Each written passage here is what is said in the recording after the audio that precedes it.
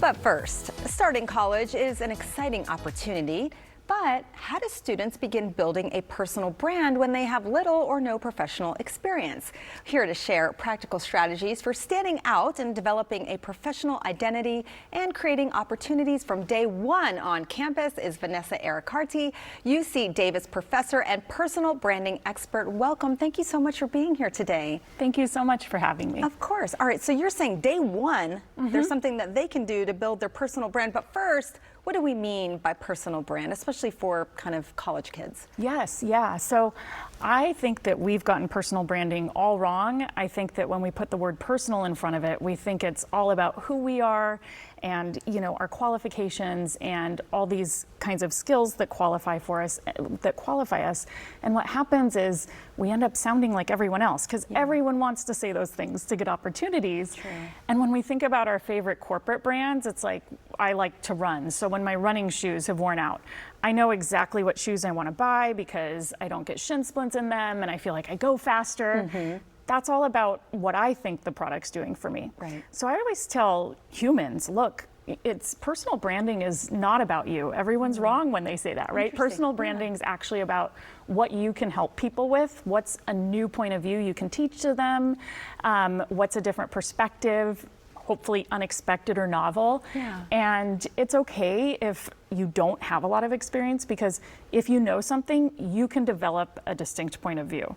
I always say, do you know anyone in your life that you have two people and they're both the same age, both same experience, but someone's just more interesting, more distinctive than the other? Yeah. That's learned. I think we think it's luck. Yeah. We can learn that. Okay, great. Okay, so I guess the next step is how do we learn that? I know you shared that three simple steps. There's probably a lot more to it, but are there some simple practical ways we can learn to do that?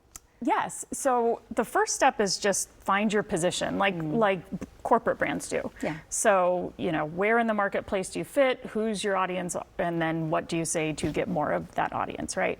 And so the position for the personal brand is just that distinct point of view, that thing you do differently. So for me, I say, everybody says your personal brand's about you, everybody's wrong. Tony Robbins once said, knowledge is not power, knowledge is potential power, action is power. So he's signaled that he has something different. And you can do that with, I call it the truth framework. Yeah. So think about the common thing everybody thinks or the common trope in your industry or whatever you're interested in talking about.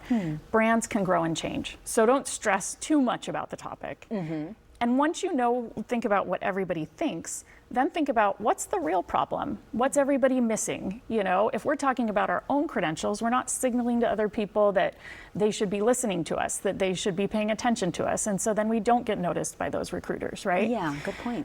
The better understanding, the you for the truth, is instead signal to people, talk about what you can help them with, right? Then you don't have to feel so courageous to post because none of us really like self-promotion anyway. Right, it's icky, it feels weird. Yeah, it takes the pressure off and you're signaling to people now you have something to offer. Yeah. And then the T is tested reasoning, right? So if I'm gonna tell you personal branding is actually not about you, even though everyone says that, I better be able to back it up, right? And then finally, how to act. What should you try? Something like the truth framework, right? What should you try to see if this works for you, this new way of thinking? Yeah. And it's actually fun when you do that. And so I tell people, AI can make everybody sound the same. Yeah. But if you do some work first, like if you use steps like these 5 steps first, and then you feed it into AI and you say, give me 20 more new perspectives on this common trope. Oh, yeah, okay. It actually gets kind of fun. You realize, geez, I do know a lot of things. I do things differently.